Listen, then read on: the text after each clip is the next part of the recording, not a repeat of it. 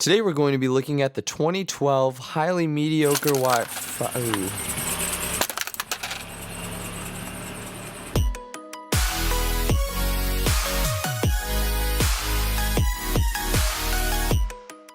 Today we're going to be looking at the Netgear Orbi high-performance AC3000 tri-band Wi-Fi system, also known as the Orbi.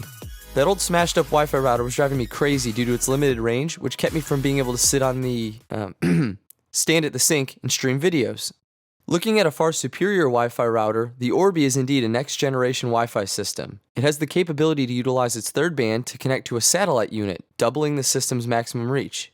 The beauty of how these systems are integrated is they utilize the same Wi-Fi network, getting rid of the need to have multiple network names to choose from and multiple passwords to juggle. All this said, I'm only looking at the base unit today, and we'll speak on the satellite soon in an upcoming video. So let's dive in on the tech specs. This is a tri-band system operating at a theoretical 400 megabits per second on the 2.4 gigahertz channel and 866 megabits per second on the 5 gigahertz channel. The third is dedicated solely for communication with the satellite, ensuring lightning-fast speeds across all devices no matter which unit your device is primarily talking to. The top of the unit features an attractive LED light ring, providing notifications on the status of the system based on the color and whether it's blinking or not. When no light is emitted, the system's running properly and all is good. Looking at the back of the unit, there's a reset button, the power input and power button, a USB 2 port instead of a 3.0 port, which honestly surprised me, 3 Ethernet ports for peripherals, the Ethernet internet input, and sync button, which connects the base unit to the satellite. Controls for the system are all web-based as opposed to an app.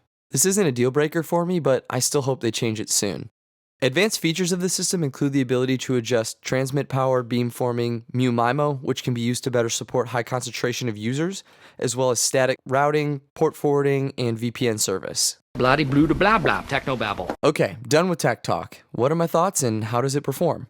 Right off the bat, this is an awkwardly tall Wi-Fi router. I'm used to the subtle units that you hide from eyesight, but this is an attractive unit. Definitely not an eyesore if it's visible in your living room. When opening the box, it includes the device itself, instructions for setup, an Ethernet cord, and the power adapter. Setup was incredibly easy, arguably the easiest setup I've ever done for a Wi-Fi router. Before setting it up, I actually took the time to do a poll online for a Wi-Fi network name, and the winner was James Davies with the name Obi-Wan Kenobi.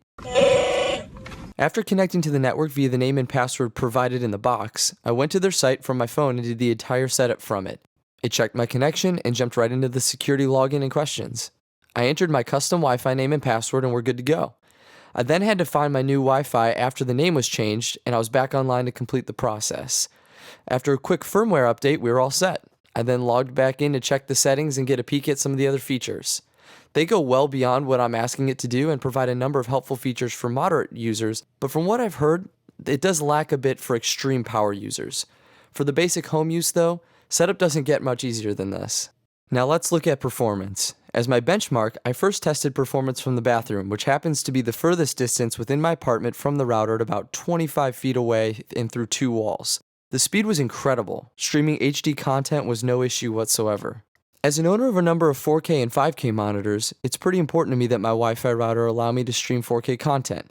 So I tested this on my iMac, and as you can see, perfect quality. I then went outside to test the speed through one wall at various distances to see how far I could walk before streaming would fail. At each distance, I reloaded a new video to force it to completely reload from scratch. And I found that it performed wonderfully up until about 60 feet from the router, and then at 65 feet, streaming failed. Speeds at 60 feet though were surprisingly fast, and then it fell off pretty hard at 65 feet. This proved to me that for a moderately sized home, the satellite is going to be really helpful to ensure access on different floors and at both ends of the house. Running a speed test on my computer, we see that it's running strong at 30 megabits per second download and 6 megabits per second upload. These lower rates aren't due to the Wi-Fi router though. I don't pay for the fastest speeds for my ISP, so it isn't being used to its full potential. It is, however, transmitting the full speed that I pay for, so that's good to see. As my last test, I streamed HD content from Netflix and YouTube to 3 separate devices simultaneously for about 20 minutes, and I had 0 hiccups or buffering on any device. All devices were within about 5 feet of the router, but it does speak to its ability to handle high volumes of traffic through multiple devices. As a single guy with lots of tech products living in a relatively small apartment, this router is perfect for me and delivers all the performance I'll need. At $250, the Orbi falls towards the middle upper range of price for similarly capable routers, but I love the expandability that I can tap into in the future, which was a big selling point for me. A link is provided in the description below if you'd like to purchase the system. I'd highly recommend it, especially if simplicity of setup and streaming to multiple devices simultaneously are important to you. Well, that's it for today, guys. If this video is helpful for you, smash that thumbs up, hit that subscribe button, leave me a comment, let me know what you think, and I'll catch you guys in the next one. Thanks for watching.